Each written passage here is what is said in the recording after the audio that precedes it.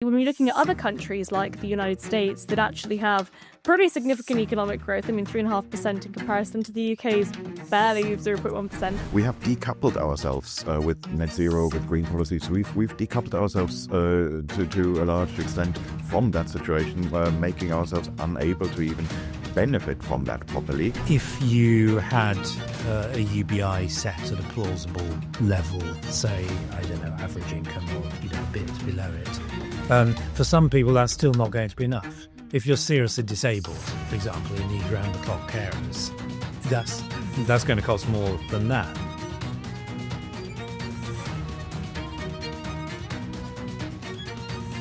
Hello and welcome to the IEA podcast. My name is Reem Ibrahim and I'm the Head of Media and Linda Whetstone Scholar here at the Institute of Economic Affairs. Today I am delighted to be joined by our Director General, David Frost, and our Editorial Director, Kristian Niemietz. And today is actually my last day at the IEA. I will be moving to Washington, D.C. So I just wanted to say thank you to all of you for your lovely comments, your interesting engagements and the ideas. And if you want to learn more about what I'm doing over the next few weeks, then do follow me on social media. It's mainly Reem Ibrahim on Instagram, X, all of the socials, and you can keep up to date with what I'm up to. Now, today we are going to be discussing whether or not we should be optimistic about the British economy, and do we need universal basic income because of the threat of AI? David, let's start with that first topic on, being optimistic about the British economy. There was this really interesting piece in the Telegraph. What do you make of those ideas? Do you think that we are on the brink of cynical recovery? What do you make of it? Yeah, it's a very interesting article. And of course, Ambrose Evans-Pritchard has been a bit of a guru of economic thinkers for a long time. And one of the stalwarts of the Eurosceptic movement, very acute in analysing the euro and where things might go over the years. So one has to take seriously what he says. At the same time, I think he's gone a bit kind of countercultural in some ways recently. He seems to believe in the energy transformation and green energy much more than many other people do. So he's already begun to kind of differentiate himself. And now we have this piece where, basically his argument is that we're on the verge of this recovery because there's all this kind of tidal wave of capital that nobody's been able to spend, stored up, and may now be capable of being spent. And because of AI about to transform the productivity environment. And I guess one has to be a bit skeptical, at least I'm a bit skeptical about this. I'm not sure when one looks at the way the British economy has slowed down, not just cyclically, but kind of structurally and fundamentally over the last 20 years, because a lot of things have gone in the wrong direction. Why is that suddenly going to change? I don't really get it. And second, it takes a very long time, usually a couple of decades again, for technological innovation to really make a difference across the economy.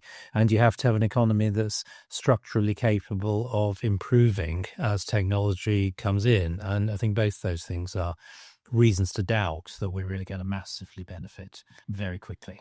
Yeah, I think specifically on the energy transition, the idea that, restricting energy supply, reducing the amount of fracking that we're doing, we've basically already got a de facto ban on fracking anyway. Ed Miliband wants to make that even stricter.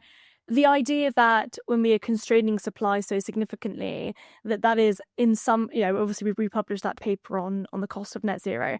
The idea that it is going to, at some point down in the future, actually be cheaper than the current sources of energy that we're using, I think is, entirely for the birds. But crucially, when we're looking at other countries like the United States that actually have pretty significant economic growth, 3.5% in comparison to the UK's barely 0.1%, it's one of the key reasons for that, I think, is the cost of energy. Yeah. And, the fact that businesses are able to, be able to use energy in a much, much cheaper and more efficient way. And it's just because they've got more supply. They do not constrain supply in the same way that we do. Absolutely. And Ambrose seems to believe, I haven't talked to him about this, but he seems to believe that we're on the verge of some genuine technological transformation on energy supply, that we are going to master batteries very quickly, that solar is going to become much more effective, and storage is suddenly going to become, like exponentially much more capable really quickly. And of course, you can't say he's wrong because nobody can predict the future. It's just that I don't see the evidence personally for thinking that transformation is bound to happen. Kristian, are you optimistic? I'm never optimistic. I don't do optimism. That's why I react a bit allergically to articles like that. But then I have to say it's not completely impossible. So I'm not going to say he is definitely wrong. And if it turns out that he's right, I'm going to eat my hat, my non-existing hat, live on TV or on YouTube. You can sometimes have a situation where an economy has fundamental structural problems, but they are overridden by other factors, so we don't always notice them. And a good example of that from the last decade would be the German economy, where you had lots of articles in the New Statesman and elsewhere saying this is the poster boy economy and Angela Merkel is a political genius and they get everything right. And what really happened was that the long-term structural problems that were there in the Schröder years and the Helmut Kohl years were still there. But then you had a couple of factors like, for example, massive industrialization and growth in China, and they needed high-end developed capital goods. Where did they get them from? Well, if you're a German exporter, this is, of course, brilliant. This is exactly the stuff that you do and that you're good at. And you had cheap energy for a while because of Russian gas being coming in, streaming in, and being cheap and seemingly reliable. Nice while it lasts, but as we now know, it didn't. And those were the sort of factors where you could, a superficial impression would be, well, they're doing everything right, and that's great. But then it turned out that the long-term problems hadn't really gone away. And something like that could happen here as well, that we still have all the structural problems that we normally talk about on this podcast pretty much every week, but that other factors just overshadow it. And from that article, it sounds a bit like that is the author's expectation. It's just that even from that perspective, the factors that he mentions that he thinks will override all the long-term problems, they don't seem big enough. So on the energy side, for example, yes, okay, it's true that the global situation has changed and wholesale energy prices are coming down, but we have decoupled ourselves with net zero, with green policies. So we've decoupled ourselves to a large extent from that situation, making ourselves unable to even benefit from that properly, and that's not going to go away. So he isn't saying that any of the issues that we normally talk about here are going to get resolved, and that the supply side, the structural supply side constraints, that they are going to disappear. That's not what he's saying, and therefore, on a more mundane note, when you read an article like that, I thought, what I asked myself is, obviously I would hugely welcome it. He says 3% growth is feasible, is not unrealistic, is more or less what he expects. That would of course be wonderful. I'd be absolutely delighted with 3% growth. But I also pragmatically have to ask myself, what would I do differently on a day-to-day basis? Because then if we write about a doom and gloom scenario and you have an economy that's growing at 3%, well, that looks a bit silly. So what exactly would we do differently? I think we wouldn't have to change very much. So we would have to change the tone a bit. You wouldn't want a doom and gloom message in a fast-growing economy. But even if we had 3% growth or 4% or 5% or 6%, it would still be true that we have a housing crisis. It would still be true that we have energy costs that are far higher than they need to be. It would still be true that various sectors, such as childcare, various sectors of the economy are vastly overpriced because of supply-side constraints. And these are things that... well, when I started here, that's what I was writing about. And I didn't know at the time that we were going to have more than 10 years of economic stagnation. I had no idea. I still expected that the economy would bounce back and that we would continue to, or go back to growing at 2% or so a year. But nonetheless, my argument was these are things that matter even in a growing economy. So this isn't dependent on the cyclical situation. These are long-term structural factors that are there even in under the best of circumstances. And the same goes for demographic problems, say pension, the pension system, the long-term impact of population aging on the pension system, the social care system, the healthcare system. These are things that would not go away if we had an economy that's growing at 3%. So therefore, we wouldn't really have to change that much if it turned out that he was right, but because he isn't predicting that the long-term factors are going to go away. But that's also why I don't fully buy it. Yeah, What's the change that he's expecting? Exactly. I mean, where I think he has, maybe a bit of a point is that the British economy, often does not do as badly as many people predict. And we've had quite a few cases of that over the years. And, I was predicting on the podcast here about a month ago that the economy will come out at under 1% in 2026. It wouldn't totally surprise me if it came out at 1.5%. It also wouldn't surprise me if we're getting pretty close to recession. Because of this capacity to kind of surprise. There's more flexibility in the system perhaps than people think, but that's, for me, that's the kind of plausible range. I just can't see what is suddenly going to produce a huge boom. I think one also has to remember, you look back over the last 20 years or so when growth has just sort of gone down pretty consistently. You have to remember this was a period of super low interest rates, negative interest rates for lots of time. There's been a lot of stimulus driven into the economy that only finally boiled over into inflation in 2020, 2021. The environment has already been quite positive quite a long time. It's done nothing to counteract these structural problems. In fact, it's arguably made them worse. That's been part of the problem rather than the solution. So I just don't see what's going to change it suddenly. I do agree, and I'm not optimistic about things as they currently stand. But just to play devil's advocate, I mean, Britain is in a very, very unique position in comparison to other countries that are growing at similar levels to us, in that we have a very strong property rights system. I mean, I think our institutions are sort of, there's so much fertile ground for us to actually have all of those opportunities. We have left the European Union. And it's been, I think, 6 years since, 6 years tomorrow, right? Yeah, 6 years tomorrow since we left the EU. We have the ability to pull so many levers and really cut down on red tape, really reduce the size of the state. We just need to blame our own government for not doing it rather than blaming the European Union. I really do think that Britain has endless opportunities, far more opportunities than other countries that are growing at similar levels. We have, I think, a populace that, generally speaking, can do a lot of amazing things. We've got some of the best scientists and technological entrepreneurs. These are people that are at the forefront of AI innovations. And I really do think that there are so many opportunities to be optimistic about what things could look like. Totally. We just need to pull those levers, and it's part of why I love this country. I mean, there's lots of things we could do, and some of them are extremely easy wins. The only real problem is overcoming the politics, and some of them I'm not even sure that would be that hard. Could definitely be done. I just don't see any evidence that this government is planning to do any of these things, and that's the problem.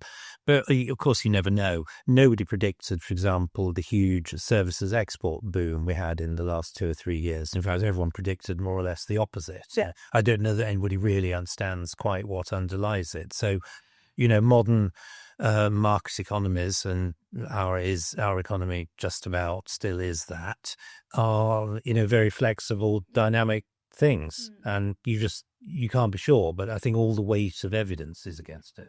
I think part of the problem with being a free marketeer or a Hayekian that believes in the knowledge problem, that we can't possibly really fully know what is going on, because of course the knowledge that is required to understand that is dispersed in the minds of millions and millions of people across the economy, which makes central planning very difficult. But it also means that, or it just doesn't work, but it also means that politicians don't listen to you. Like, the reason why people like Mazzucato are so popular amongst governments across the world is because she can tell the government, well, here I have this fantastic industrial plan for you. We can have industrial policy, we can centrally plan energy, we can centrally plan infrastructure building, and they're like, well, thank you for this fantastic, powerful plan. Whereas we say, no, you can't plan, you can't predict it. And so I think that's part of the reason why people like Mazzucato are so popular amongst governments. Well, it's partly in the title. The Entrepreneurial State is the title of her best-selling book. And obviously the politicians who invite her read that as, well, she talks about how the state can do wonderful things, and the politicians who invite her, they read this and they think, wow, I think she's talking about me. And it's very self-flattering, and yes, we can't do that. But on the optimism, pessimism front, I mean, you are right. There are, of course, all the fundamentals are there, and that's we've always said this, even on the most doom and gloom and pessimistic and moany podcast episodes here. I think we've always said that this is precisely the reason why the economic stagnation here is so frustrating. It's precisely because the fundamentals are there, the fundamental institutions, the basics are there. This is an economy that could be growing at 3%, 4%, 5% quite easily. It's not that... I've always compared this to a little over 10 years ago when I was writing a couple of articles about the Eurozone crisis and the Greek crisis in particular, where it was always the problem that, well, okay, it was always clear that Varoufakis wasn't going to sort out that economy. But when I was trying to think, what would I do if I were a government advisor in Greece or so, and it's just their problems were genuinely difficult to solve, and nobody quite knew how to do it. In the British case, it's actually much easier. It's that at an economic level, at the level of just describing the problem, that's far easier. You don't have to create something that doesn't exist. You don't have to change the very basic institutions. It's more about removing constraints that are self-imposed and that should never have been there in the first place. And that's what makes it more frustrating than economic stagnation in a place like Greece, which has real institutional problems that nobody quite knows how to solve, and that where you can't even blame specific people. It's not that somebody put this in place intentionally. It's just things that evolve over time and that are difficult to resolve. Whereas this is more an economy which has clear identifiable bottlenecks, where you just have to remove a number of barriers, and then we could easily grow at 3%. That's what's always made the stagnation here more frustrating than elsewhere. But nonetheless, I wouldn't describe that as being optimistic, because you still have to remove the bottlenecks, and we're not. Yes. Well, indeed. Can we just talk about the demographic changes? Because I think that is probably, at least politically, one of the most difficult challenges for any government to grapple with. Partly because there are obviously all of these calls to reduce migration. And actually, for the most part, I mean, legal migration has really, net migration overall has really, really dropped. I mean, they was peaking at like 900,000 back in 2023, and I think over the last year it was only about 300. So it is dropping down very, very quickly. I mean, historically, 300,000 is still very, but to go from to reduce by 2/3, I think is pretty substantial, and for the most part that's because of the changes the Conservative government's introduced. So a lot of legal migration is being cut down, but of course illegal migration is still continuing to increase. What's fascinating, I think, is the demographic changes, where you have an increasingly aging population. We've got 1 in 4 working age people not in work, and so we need more working age people in comparison. And the pension system is increasingly expensive because of the triple lock. So I think one of the most interesting political problems is that, say, for example, if, I don't know, Reform get into government at the next election and substantially reduce immigration to the point where we are below, negative net zero, then perhaps we will really struggle economically. I mean, all of the housing problem will still exist, the regulatory problems will still exist, and perhaps even be exacerbated because of the reductions in legal migration. And actually, because of that, we'll have even more pressures on the people that are working and even higher taxes. I mean, I think that problem is really, really interesting. Thoughts? It is really interesting, and I will be interested to see how it plays out. And personally, I feel that it's partly a kind of cultural, social argument as much as an economic one, that is good to bring the levels down significantly for the time being. And I think that it probably will produce some short-run relief for public services, I guess, particularly in big cities. So that's probably welcome. I don't know that. I mean, I'm not a believer that immigration solves your demographic problem. I think it just kind of puts it off and leaves you with a worse problem down the line. But that's a medium to long term problem rather than a short run one. We are going to have a real world case of what reduced immigration actually does to an economy in the next couple of years. So, of course, the difficulty is going to be distinguishing causality from all the other things that are going on. Yeah, indeed. Do you think it will have an impact on increase the pressure on current taxpayers, or the taxpayers of the left? Well, I mean, the reason why it has, why the net migration figures have dropped is that they've raised the salary threshold quite a lot. And that means the people who come in are much more likely or almost guaranteed to be net contributors. And it's for the same reason, but in reverse, that the numbers spiked at such a high level. So the big change after the old system ended was that, well, until 2021, the salary threshold for non-Europeans was 30,000, so a bit above the median. And that was then cut to, was it 23,000, something below the median. And that's just, okay, that doesn't sound like a dramatic decrease, but it's just, this is a part of the income distribution where a lot of people are clustered. So that made a huge difference. And that is what drove this spike. And for the same reason, changing that variable is now bringing the figures down again, back to roughly where it was in the last decade. So that's not really that surprising. It is a bit of a danger that well, as with, say, interest rates, that governments may end up overcorrecting, and that there is still that policy is informed by narratives from a couple of years ago that it will maybe take a while to filter through for everyone to realize we no longer have 900,000 people per year coming in. That was 2021, 22, 23. It's no longer like that, and that's it's often the case that migration debates lag a bit behind actual conditions. So it was still true around the time of the EU referendum and the years immediately after that. Some people were still talking about Eastern Europe as poor countries in the way we did in 2004. And that was true then. Of course, during EU enlargement, you still had a massive East-West gap. Poland was only about a third as rich as Britain, Czech Republic, the same.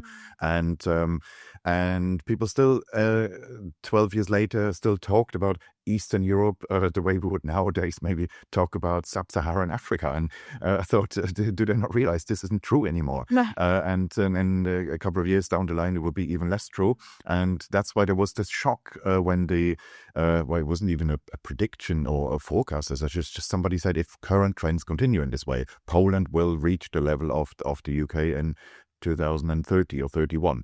And a lot of people were really surprised by that. I thought, well, why the surprise? Obviously, if one economy doesn't grow and the other one does, at some point they have to. They catch up. Yeah, there's a crossover. Yeah, I mean, and obviously with Poland, the Bolshevik reforms, the largely free market supply side reforms, are basically responsible for Poland's economic success. And I suppose probably a lot of the Polish migrants that came here whilst we were members of the EU are probably thinking, hold on, Poland's now more economically successful, so I might as well go back. A lot of them do. A lot of them do, yeah. EU net migration is negative, has been for a couple of years. It's interesting. I think when we're in a situation where public spending as a proportion of GDP is sitting about, 45, 46%, and it means that half the economy is the government. And it means that we are increasingly looking at public spending pressures. This government, at least, are struggling enormously, even to make very, very minuscule cuts to welfare. And we are in a situation where, 1 in 4 working age people aren't working. I don't see any of those things changing, at least, because we are seeing public spending go up and up and up, and the economy isn't growing, and therefore the proportion is increasing. And so taxes are going to have to go up. I mean, where else is this money going to come from unless we continue to borrow even more? But we're spending, 8% of public spending on debt interest payments? I don't see a way out of this problem unless some, people start to realise how awful the situation really is. I mean, people make a lot of comparisons to the 70s at the moment. Yeah. And I think that is... Do we need a breaking point? Do we need an inflection point? Yeah, I mean, I think what happened in the 70s is enough people realised we couldn't go on, and there was a change. But what was interesting, what I remember, is that, after a couple of years of difficult transition, the animal spirits did get released kind of quite quickly, and the government did seem to change the culture around the economy quite quickly. And from, the stereotype of the lazy British trade unionist who, is only worried about his tea break and so on in the 70s, we did suddenly unleash this wave of entrepreneurialism and startups and experimentation out of the same population. Yeah. So you can change it. I don't think we should be too pessimistic about some of those structural things and, people being unwilling to work and so on. I think, you change the incentives and you change the behaviour. Absolutely. Well, perhaps we can be optimistic about the ideas. We can be confident in the ideas that we know will save Britain and make us prosperous. Unfortunately, I'm getting out before we do that. Let's talk about this story in the Financial Times today, which is pretty fascinating. This is Lord Jason Stockwood, who is saying that in government there are conversations about universal basic income being introduced. And the interesting part about this is that it's in response to the increase of artificial intelligence, the increasing use of AI, and whether or not it is taking jobs and therefore making it very difficult for companies to hire more people. And actually it means that there are less jobs available. It's effectively kind of I suppose like the lump of labour fallacy from that perspective. The idea that there is just a fixed amount of jobs, and therefore when AI takes some of those jobs, there are no more jobs left. I mean, that's, it's completely economically unsound. There was a quote here from Jason Stockwood that I just wanted to read. Undoubtedly, we're going to have to think really carefully about how we soft land those industries that go away. So some sort of UBI, some sort of lifelong learning mechanism as well, so people can retrain. And what he is saying here is that he's sort of talking about these market mechanisms, saying the government need to retrain people in order for that transition to occur. The market does that already. Like, that is literally what happens as innovation occurs, as we see introductions in technology. When computers were invented, everybody was saying that, we're going to have all these job losses, everyone's going to be unemployed because computers are going to take over all the jobs. Obviously, that didn't happen. And I think this sort of Luddite mindset is really harmful. We could talk about UBI as a separate solution, but AI taking jobs and making us all homeless? Come on. Thoughts? I mean, I'm not expert in AI. I'm a slight skeptic that it's going to dramatically transform things quite as quickly as people say. I think it probably will in the end, but I don't know. I think, using a technology for one purpose is one thing. Seeing it genuinely transform the structures of a company and economy, that takes quite a lot longer. And I think it's not proven, but it's bound to happen in the end, I think, and therefore we probably are going to see a wave of structural change, but it's not going to happen overnight. As you snap your fingers. It's going to take a bit of time, and as you say, market mechanisms are going to make that happen, unless, of course, we do silly things like pay people lots of money and not to engage in those market adjustment processes. Then we'll have a problem. Yeah, it is worth just restating the general reason why, generally speaking, technological progress does not on net destroy jobs, why that argument is wrong. And that's simply that, when you say technology X leads to massive job losses in industry Y, a different way of saying that is that this technology is leading to massive productivity improvements in a particular industry. That's just a different way of saying the same thing. It's just when you say it creates massive job losses, that sounds terrible. If you say it creates massive productivity improvements, that sounds great. But they are literally the same thing. It's just different ways of expressing it. And what does it mean to say productivity improves massively in a particular industry? Well, it just means what that industry does, the products that it provides are going to become a lot cheaper. And that means that the consumer, in the end, is going to be richer than they previously were. And that consumer will then develop needs, demands for things that they previously couldn't afford. And in that way, some new industry is going to grow, or an existing one, a small one, is going to grow larger in size. And in that way, new jobs are going to be created. That's why generally there is, if we compare, say, productivity levels in different economies to unemployment rates, zero correlation, because unemployment rates are much more about how we organize the labor market than the productivity level that you have. So we've seen this over the years. Years ago, I wrote about the consumer expenditure surveys, what people spend their money on. And the oldest editions from the 1950s, there, things like dining out, tourism are not even included yet, because there was such a small proportion of people's budgets. It was just inconceivable for somebody in the 50s to think that one day hospitalities, tourism, that those will be industries in their own right, that you will have careers depending on that you will have entire regions where that is the economy. Why did that happen? Well, because of changes in the other sectors. So people no longer have to spend a massive slice of their income on, say, textiles and clothing, on household electronics, on say, if you have to buy a new fridge today, that's okay, not that big a deal anymore. You can get it on Argos and whatever. That would a generation ago or 2 generations ago, that would have been a big purchase, and you have to save for a while. And if you don't have to do that anymore because of technological progress and globalization, that means you can now afford other things, and that's why other industries are growing and are providing employment. And that's why it's generally not true to say technological improvement creates jobs leads to job losses on that. I mean, the argument that you sometimes hear on AI is that this time is different. What's going to happen is that all the money is going to be captured by a few rich sort of tech people in California, and they're all going to be sort of sitting on their chests of gold coins or Bitcoins, sort of cackling about how rich they are, and everybody else is going to be scraping a living. And I think that is kind of why that sort of image is why this particular debate is so difficult. I don't see any reason to believe that's going to happen any more than, there are lots of rich people in the US in 1900 as that wave of technological change and innovation happened, and then the normal mechanisms meant that sort of everybody else caught up, in simple terms. And I'm sure the same thing will happen on this. And it means a richer, right? It means consumers, as you said, Kristian, it means consumers can access goods that are made more cheaply and therefore have a lower price. And it means that we are richer, we can alleviate poverty, the innovations that are possible with AI, I think, are absolutely extraordinary. We're talking about having a 100% success rate with surgeries because they're done using computer technology.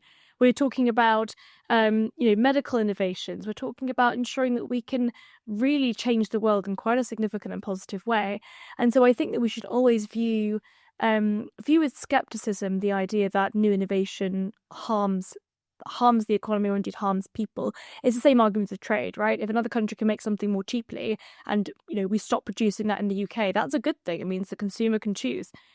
One thing I think is an interesting debate is on universal basic income itself, because there is I do know of libertarians who are supportive of the idea that we effectively abolish the entire welfare state, abolish pensions, abolish income uses, universal credit, abolish it all, child benefit, everything's gone.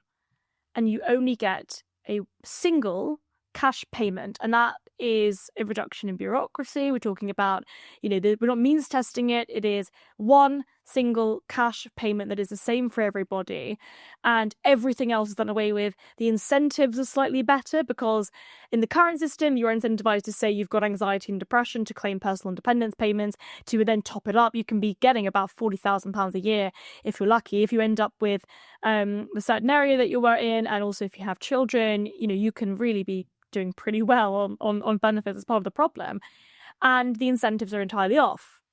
Kristian, what do you think of the sort of free market libertarian case for universal basic income? I don't buy it. Well, look, it's true, of course, that if you want a targeted safety net, a limited safety net, that's going to involve a certain degree of bureaucracy, because the targeting, the limiting that doesn't, a welfare system doesn't target itself. It doesn't limit itself. You need to actively manage that. In order to do that, you need information about the income, the economic situation of the recipients. You need to know what are their income sources, what are their assets. You need to collect information about them and then incorporate that into how you distribute those benefits. So there is a certain bureaucratic administrative process behind this, and that you cannot entirely get rid of. It's just that exists for a reason. There is a gain as well, which is that if you don't limit it. So all the calculations that I've seen, what it would cost the universal basic income, even at a fairly basic level, are absolutely enormous.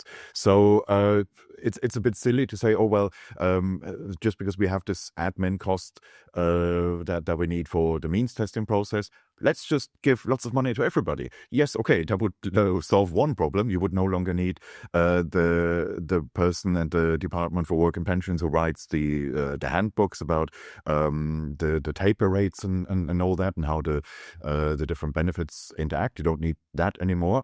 But you've created massive costs on the other side, and a different form of anti-work incentive. So you no longer have the effect that we have with the current universal credit, that as your earnings go up, your entitlement goes down. Okay, that's true. That is a disincentive.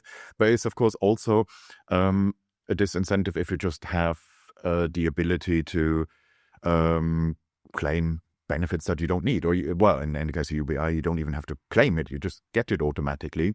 And the traditional left-wing argument from supporters was always that people don't really need economic incentives to do things because it's just in our nature. We want to accomplish things. That's human nature. We want to be creative and active in some way. We want to be able at the end of a day to say, here, look, I've created this. This thing would not exist in a world without me.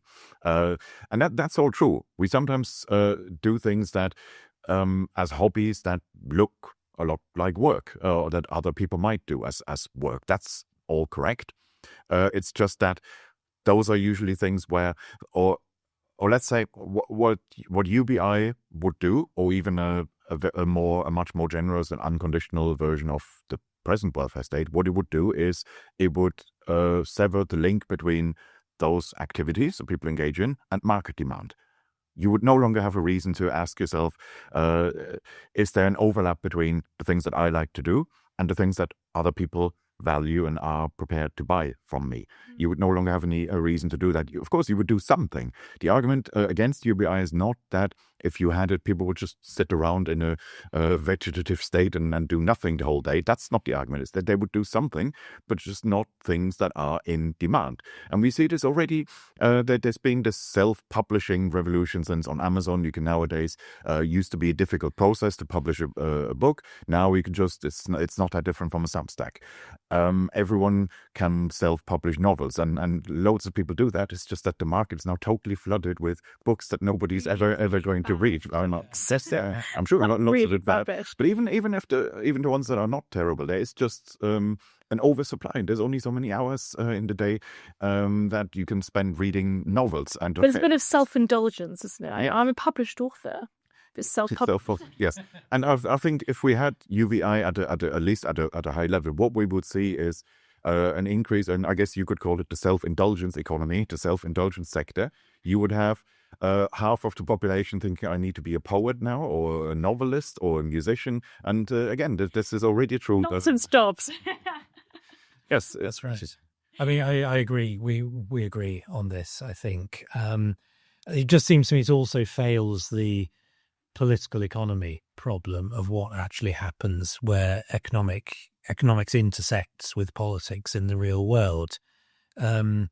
If you had a UBI set at a plausible level, say, I don't know, average income or, a bit below it, for some people that's still not going to be enough. If you're seriously disabled, for example, you need round-the-clock carers, that's going to cost more than that. So, before long, certain groups, reasonably enough, going to be putting out their hand and say, this flat welfare income system doesn't work for me. I need more. And once you've conceded the principle, of course, one will follow another, and you'll be back to where we started. And I just don't see how you avoid that. I mean, you look at the minimum wage today. Successive governments have effectively, we have effectively voted ourselves free pay rises that at the bottom of the economy are not justified by productivity. And of course, businesses do not magically get more money when the government say that the minimum wage is increasing. They end up either rising prices for consumers or just hiring less people. And that's what we've seen with the vast number of people that are now economically inactive. I agree. I think that UBI is a really interesting idea in theory, but in practice, there is no politician that is willing to substantially simplify the welfare state as it currently stands.